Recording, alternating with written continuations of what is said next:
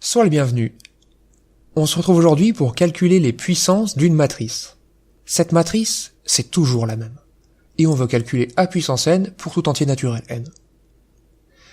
Alors ici, je parle d'une approche en finesse, parce que tu vas voir qu'un lycéen qui sait mettre un système sous forme matricielle peut réussir à calculer cette matrice-là. Alors je vais considérer deux suites, un et vn, qui vont vérifier une relation de récurrence.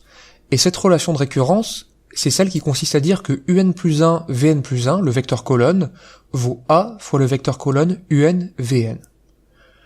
En fait, ça c'est très simple, c'est juste un système qui dit que un plus 1 c'est 2 un plus vn, et que vn plus 1 c'est un plus 2 vn.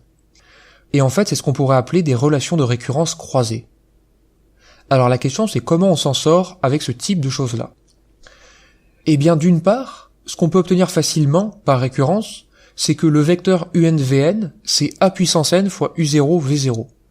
Alors sur une copie, ce type de choses-là, on va dire par récurrence immédiate, ou alors si c'est vraiment en début de copie, on va le rédiger à fond, mais en général tu vas pas avoir vraiment besoin de faire ça. Là où il faut être plus créatif, c'est ce qu'on va faire avec le système à droite. Et en fait, si tu as un peu l'habitude de ce genre de système, eh bien tu t'apercevras que si je fais la somme des lignes et que je fais la différence des lignes, j'obtiens des relations qui sont extrêmement utiles.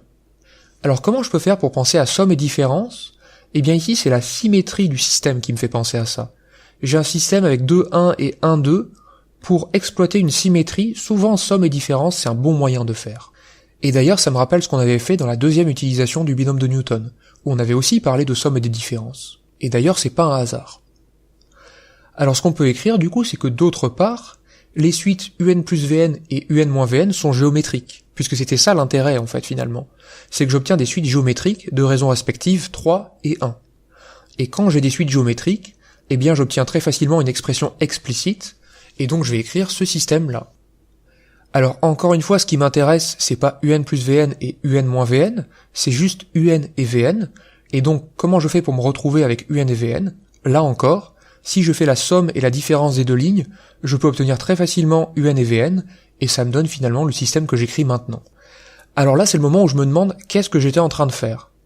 Eh bien, si on regarde ce que j'ai écrit d'une part et ce que j'ai écrit d'autre part, j'ai obtenu un et vn en fonction de u0 et v0 de deux manières différentes. Et si j'écris matriciellement le système que j'ai obtenu en bas à droite, eh bien j'obtiens finalement que a puissance n, c'est la matrice qu'on a trouvée dans les 4 vidéos précédentes.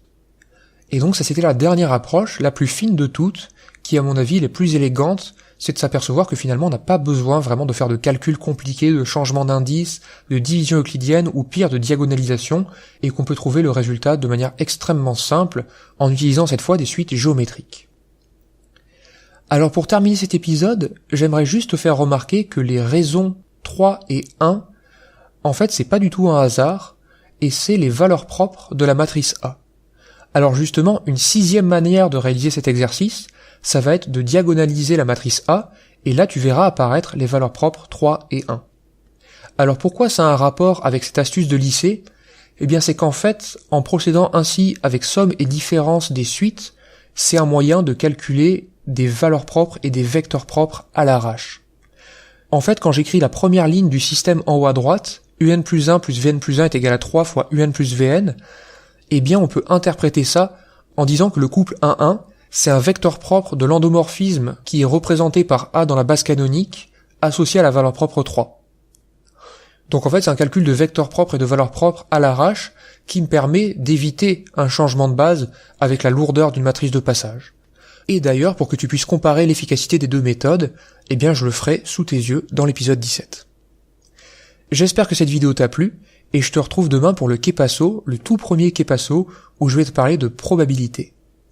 En attendant, je te souhaite une excellente journée, et je te dis à la prochaine.